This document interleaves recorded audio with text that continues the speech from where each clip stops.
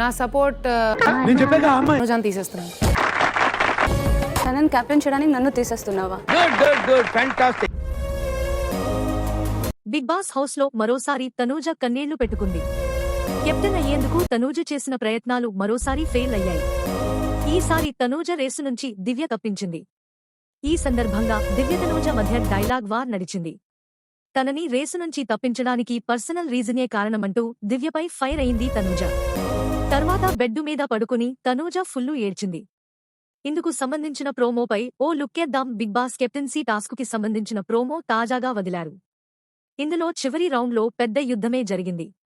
ఇదే ఈ ప్రక్రియలో ఆఖరి రౌండ్. కెప్టెన్సీ రేసు నుంచి తప్పుకున్న వారితో కలిపి మిగిలిన అందరూ డ్రైవర్ అవ్వడానికి ప్రయత్నించొచ్చు అని బిగ్ బాస్ అనౌన్స్ చేశాడు. ఇక బజర్ మోగగానే డీమాన్ని ఎక్కకుండా ఇమ్మాన్యుయల్ పట్టేసుకున్నాడు. మరోవైపు కళ్యాణ్ని రీతూ పట్టుకుని కింద పడిపోయింది. దీంతో చివరికి దివ్యకి డ్రైవర్ సీట్